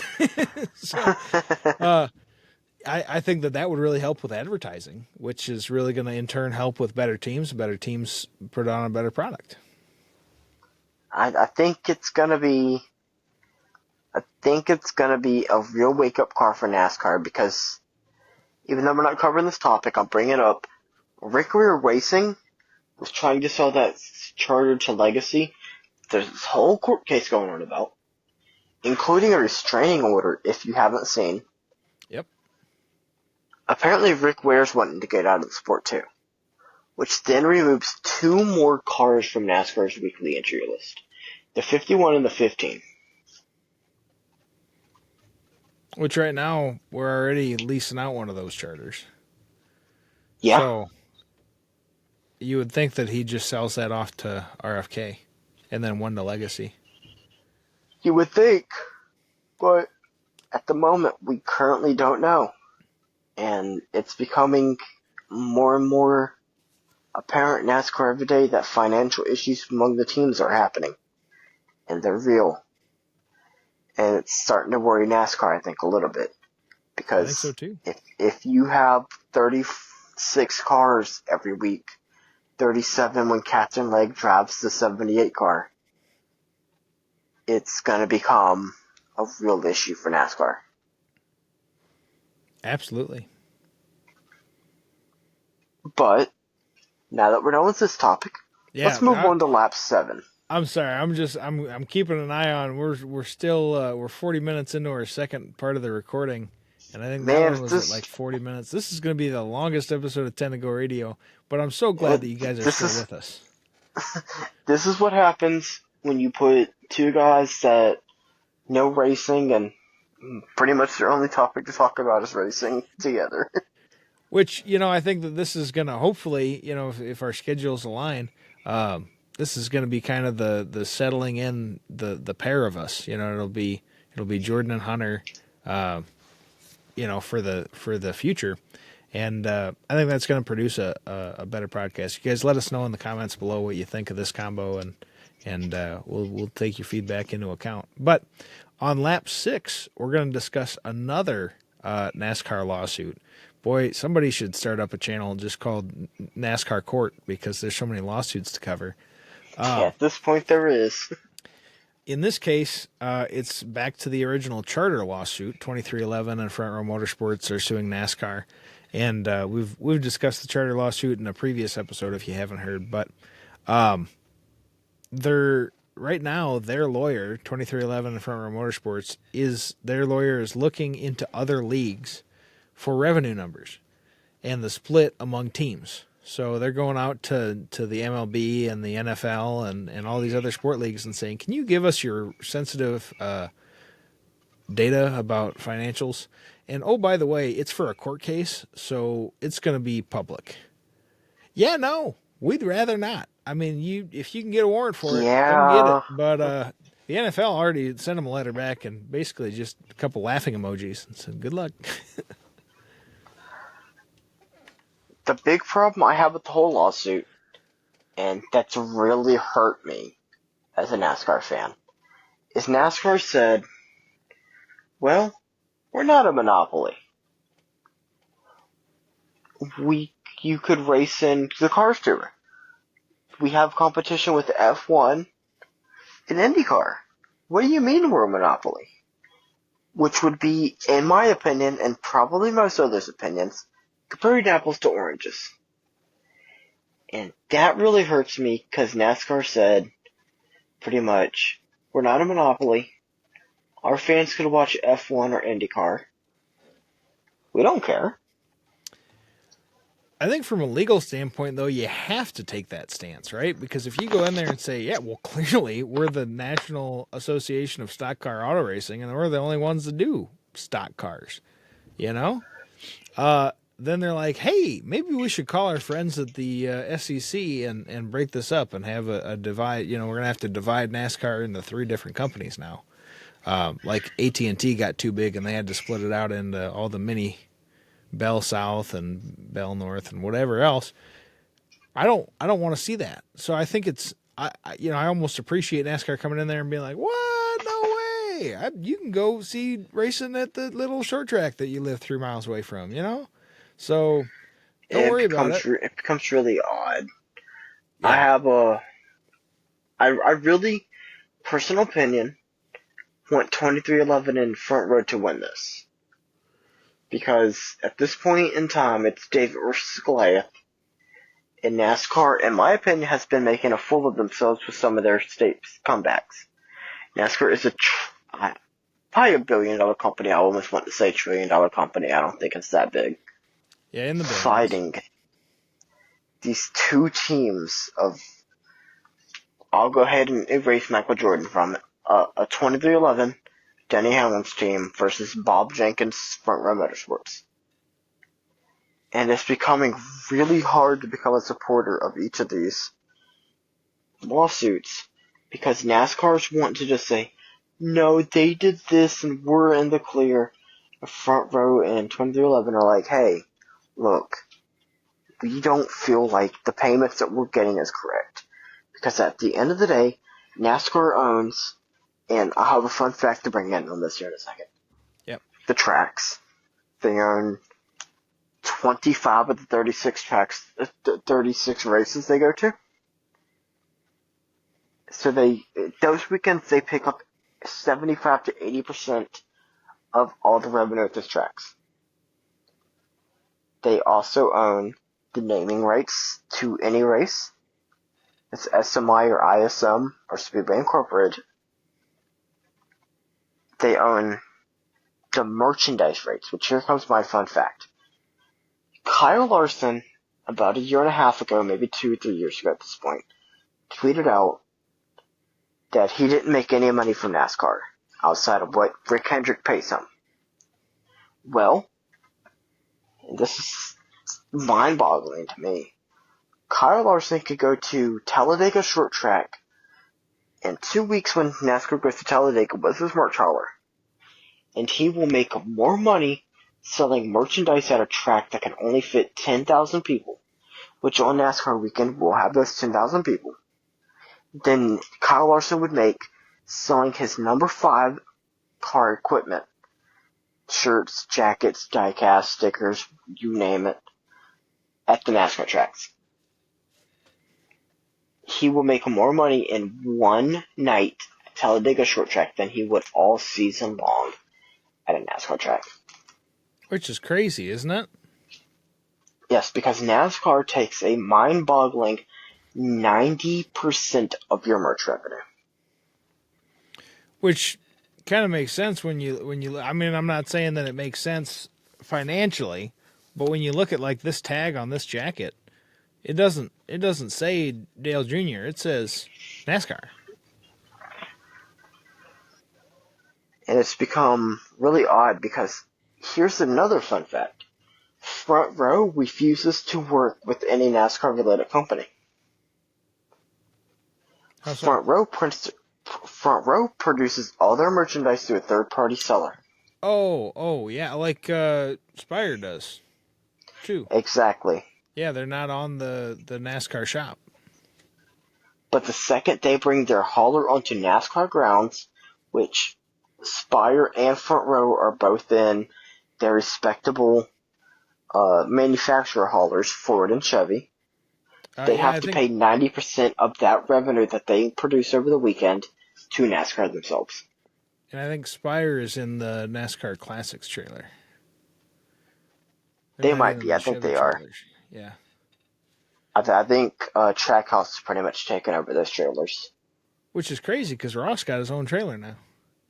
I know, but considering not even 20, 15 years ago when I was a kid going to Bristol, 2009, I'll say 2009, 2010, I could walk up with my dad into the fan zone at the exit of turn 2 before you get up that hill, and you know where that road is across where you go to the fan stage? Mm-hmm. That whole area was straight haulers from the ARCA, which is Whelen at the time actually. Whelen Modified Series would go up there. Trucks, Xfinity, which then was the ARCA, or not ARCA, Nationwide Which, Series, and the oh, Cup Series. yep, Nationwide Series. You could walk through those team and driver haulers all day long. Now you go to a NASCAR track, there's 15 haulers maximum. Yeah, and there's like nothing for Xfinity or ARCA or trucks. Like it's like pulling I teeth trying to find a did T-shirt. I did at Atlanta find a lower series hauler. Yeah, The one does exist, and it's and more it's for like an enclosed trailer, not a pulled with a pickup, not a Mack truck. yeah, it's small, Yeah, and it includes mostly drivers from ARCA, like the Tricon Garage drivers, and it really makes me sad to think that 15 years ago we could walk through the driver haulers and find, I don't know, Norm Benning selling stuff out of a shed that he pulled with his pickup truck. right. We could find stuff that uh, Todd Cleaver from the Bush series at the time had. Todd Bodine. But nowadays it's like, you don't find that. And No, people wonder why. And it's because I think at the end of the day, it's because NASCAR takes all your revenue from being at the racetrack with that. Why would you bring your hauler that, if you're a driver racing for an independent or a small team, had to fulfill out of pocket? Why would you give 90% of your revenue to NASCAR? That 10% is probably getting you back and forth from wherever your merchandise location is. and you gotta And front it, right? gas. You gotta buy the box of T-shirts in order to sell them. Exactly. I mean, So you're putting up thousands of dollars just to give most of that thousands of dollars back to NASCAR when you sell. and the chances of you selling out of that one design of T-shirt pretty slim. Is pretty tough. It's become to me to a point where I'm like, it's rough. If you go to a NASCAR race as a fan who went as a kid, or depending your age when you were younger, you're like, man, this doesn't have the same vibe in the fan zone. It's just sad. But still fun. Still recommend going. Oh, we But recommend it's going. not what We it used to recommend you be. looking around. I was going to say, we recommend you looking around. But don't Yeah. expect to pull up, if you haven't been to a race in 10 years, to find 30 or 40 different merchandise haulers that you can look through all day long looking for deals. Yeah, It's it's just pretty not the rough. same. It's not the same. But I Go to think, them third party stands. yeah, I was going to say, I think the solution there is third party. But as far as Yeah. the lawsuit, I see both sides. I feel like NASCAR gave a lot with this deal. It's the most profitable deal for the teams yet.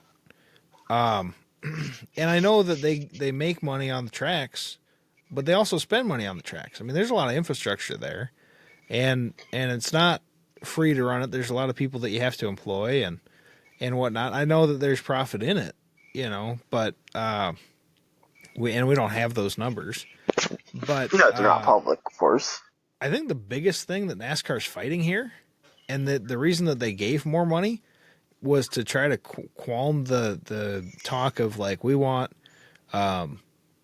rule making authority in NASCAR, and NASCAR is absolutely not cool with that. They've ruled with an iron fist their whole entire life, and they don't want to change that now. And I almost Yeah. don't blame them for wanting that. I kind of, now that I've gotten into football, seeing the league meeting and how teams can propose a new rule or a rule change, people want to ban the tush push, but then other people say no, we don't, shouldn't have to do that. It's not. There's no data for injuries. Trying to convince all the other teams, a good solid majority of the teams to change the rules, it has to be a really good idea, And I think that if we could have that in NASCAR, you might have Rick Ware coming in and saying, "Oh, if you can drive backwards fast, then you should start first," or something goofy, right? And that's what NASCAR is worried about. You're not going to convince a vast majority of the teams to sign off on this new goofy rule change, Oh, I you know? agree. And I think that a lot of these rules are just things that are for, and I know that NASCAR takes safety very seriously, Oh, but yes. they don't build the cars, man. I mean, I know that they develop the cars, but they're not building on, how many different chassis do you need to run a team if you're a 4-car team? Well, here's one Probably cool fact. And at the end of the day, if NASCAR is a business, and the point of a business is to make money, right? right. NASCAR contracts those teams that build all the parts for a car. I can't roll up to Chevy themselves or Ford or Toyota and ask them to build me a next gen car. Right. I would have to go physically myself to the people that deal with NASCAR to have that made for me. And I'll give it to NASCAR, even though that's what makes me feel like they also monopolize, that they pretty much run everything. They've run most of your races this season. They are the sole rule maker. They own most of your merchandise revenue at the track. They own the naming rights to any driver in the series. Top 4 series, mind you, including ARCA. NASCAR owns a lot. They have the same lawyer. Which one was it? Oh my goodness. I cannot remember now that I'm on the topic. For the teams. The NASCAR lawyer itself was, I think, Oh. the same lawyer that represented Michael Jackson? Was it Michael Jackson? I can't be quoted on this. They represented quite a few people at one point. Yeah. Like, this is a lawyer. This isn't no legal team that's based out of Charlotte where all the teams and drivers are. I mean, this is a big time lawyer they have. And I hope they don't win the lawsuit myself, because I would like to see 2311 and Front Row expose NASCAR to a point on their records. Because I think NASCAR said they only make $32 million a year in profit. Do you buy that?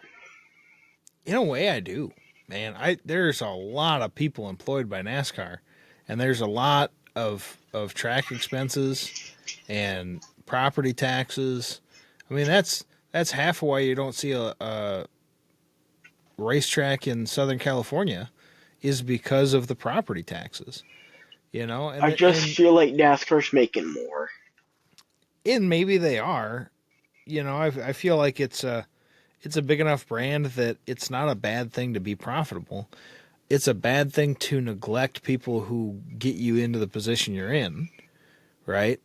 But Kroger's Yeah. not paying Philadelphia cream cheese more just because they want to prop up Philadelphia cream cheese, Oh yeah. right?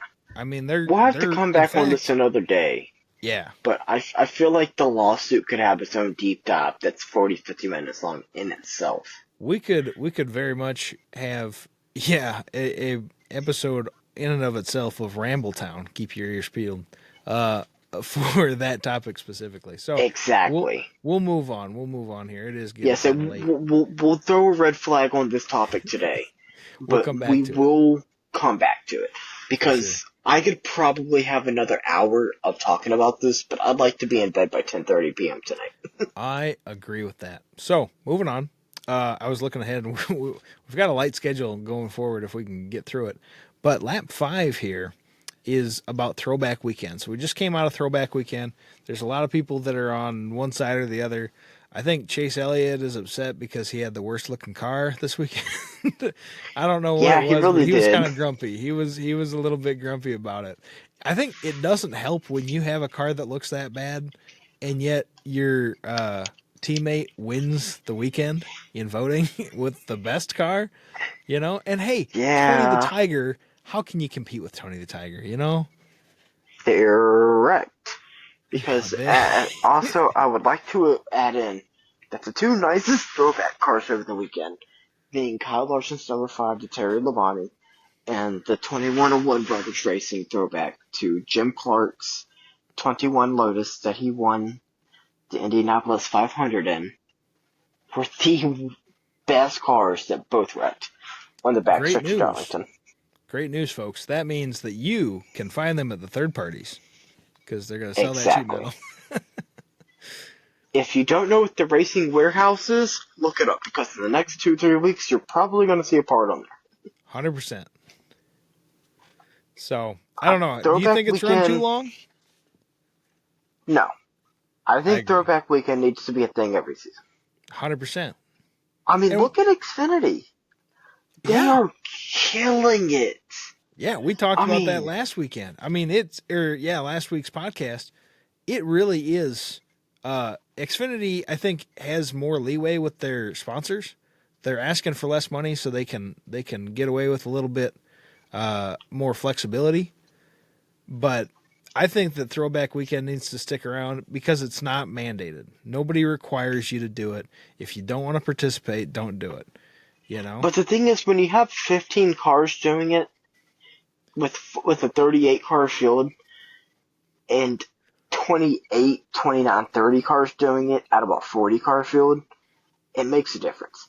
Because if 100%. you do throwback, you need to have one throwback weekend a year. Whether it be the Rockingham, North Wilkesboro, Darlington, Martinsville even, because Martinsville's been on the track forever. Have one throwback weekend a year to where the teams, the drivers, the sponsors can all get on going. Oh, you know what?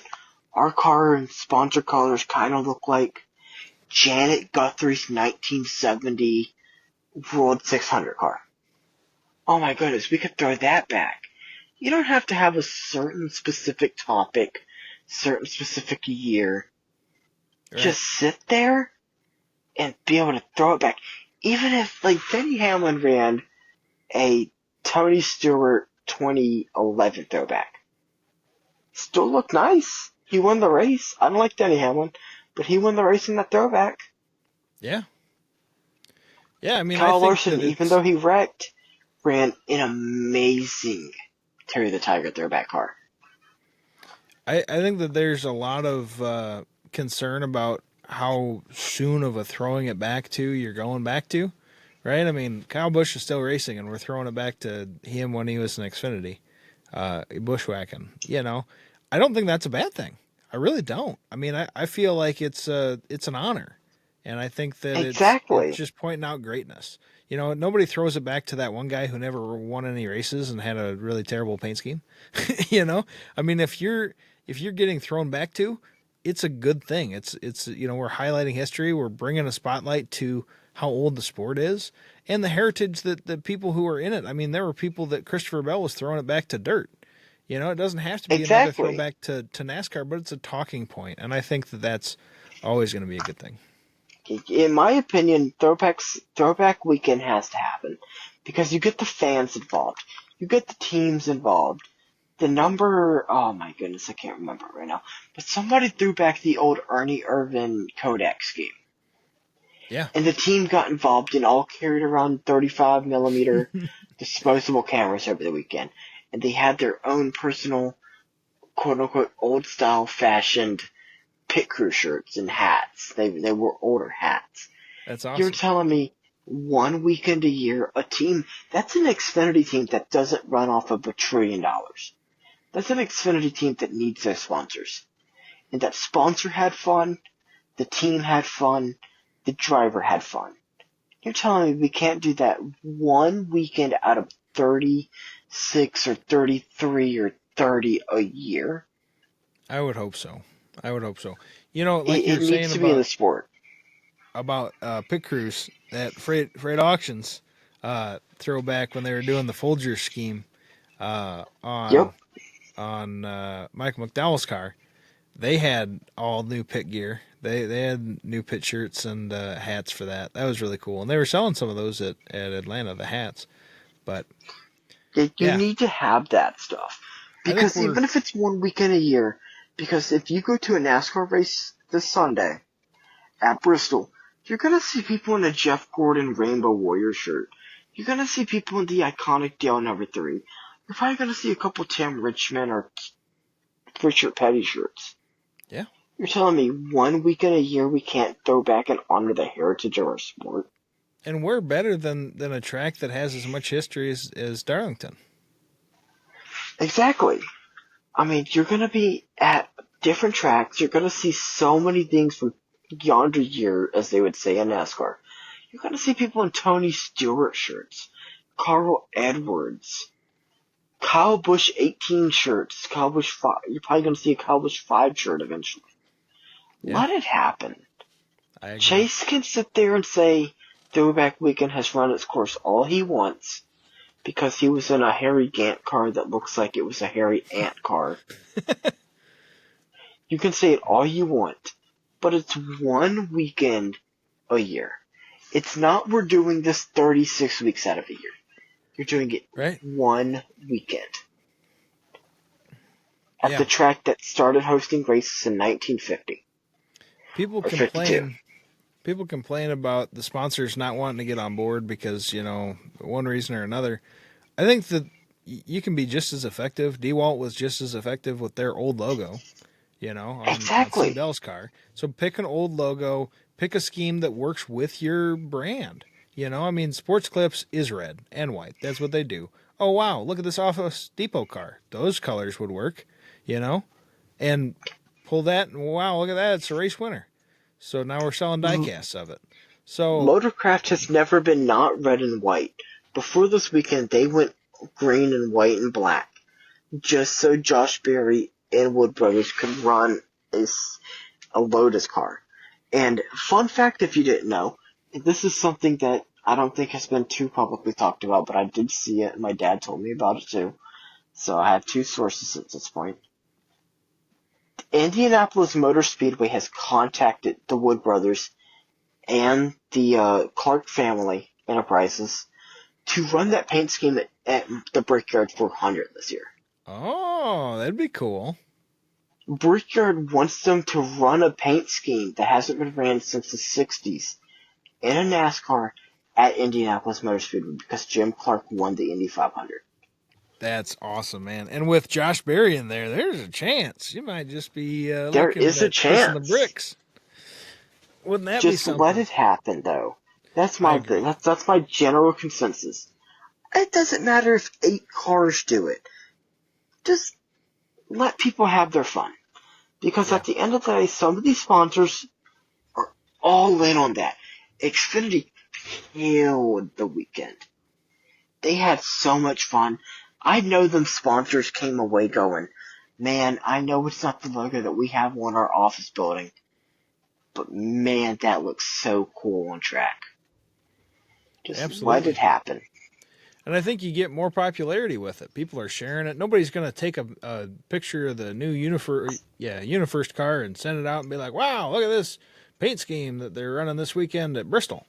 It's just, they're just not, unless you're doing something really crazy, they're not going to be sharing that paint scheme like they are when it's a throwback.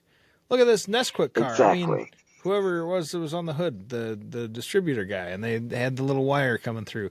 It looked great. But it's going to be shared a bunch because people have all those memories of Nesquik on track. And the So day of social media and nostalgia, let it happen. Because at the 100%. end of the day, you're gonna get the clicks. You're gonna get more than what you think you would have got generated from a NASCAR sponsorship. Yeah. All right. I think we're in agreement on Throwback Weekend. It's going to stay. It needs to. I got my Even little if it moves to North Wilkesboro. I got my little gavel. We're good. It's staying. So, all It right. has to. Court has ruled. Yep. The Tennego Radio Court has decided that you got to keep Throwback Weekend. So we'll You keep it. have to. It's one of the best weekends. It's official. So okay, lap 4, ARCA. Really nothing to report on here. I will throw out there. Looking forward to Talladega, which you're going to be in attendance for. Yes. That should be fun. I will You're going to be in see, attendance for ARCA National at Talladega and ARCA East at Nashville Fairgrounds. and I should be at Kansas National. So See? uh, I'm excited to hear watch how Cletus does in ARCA at Talladega. I'm hoping He really he good. said he was gonna get himself a ride. I haven't seen anything myself that says it's confirmed. But I would assume he's gonna be in the same car that he was at Daytona, of course, new chassis and everything. Yeah. Because they already auctioned off all the sheet metal. But Right. Cletus really loves ARCA. And I am very excited to see him in person because even my dad is like, who is this Cletus guy? And I'm like, he's a YouTuber. He's amazing. He's a southern guy who has a lot of money, but doesn't flex it like most people do. Right. Yeah, it's hard to relate with people when they get too high on a horse. And Cletus could buy a very tall horse, but he doesn't, which Yeah, is cool. Cletus can buy himself into an Xfinity gratified, I guess. But I'm sure he he could. won't. No, and like he said, I don't remember who. Oh, he was talking to Dale Jr.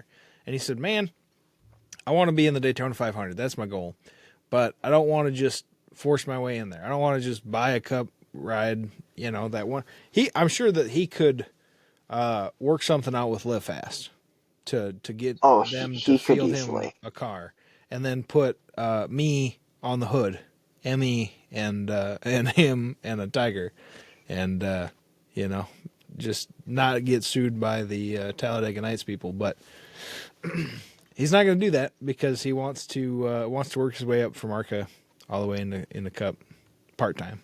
Sounds like, but yeah, we'll follow Cletus and keep you guys posted on Tennego Radio in the future. So Go Cletus, go Brad Smith, go Rita Gauntlet, it's and go Braden Lester. Because those people, they're the backbones of ARCA at this moment. Cletus, of course, is carrying it, and the rest are, back markers at the end of the day. But I feel like people don't appreciate ARCA much, and the next ARCA race that we have, we'll discuss it more into detail. But ARCA's a very important series for NASCAR. absolutely. I think Butterbean is really going to stand out this year, and Patrick Starpoli, Butterbean Queen has blown my expectations away. 100%. So, all right. But Um, we'll get back to that. yeah, we will. We'll in another episode. Lap 3 is trucks. There were no trucks. We're looking forward to them at Bristol. Lap 2 was Xfinity. I didn't have a lot of notes from the Xfinity race other than way to be cleaner than last week. I mean, last week was a demo derby, so Yeah. glad we didn't see that again. But Uh, I mean, there was a little bit there, but honestly, it's somewhat to be expected. Guys are still learning, but at this level, you would kind of start to hope that people are calming down a little bit. Avoidable contact is being avoided, but it doesn't always seem that way. well, I'll go ahead and say one thing. I didn't watch most of the ARC race. I watched the start and the finish. I went out to eat with my family. Xfinity race, yep. Yes, on Saturday. But here's one thing I will say.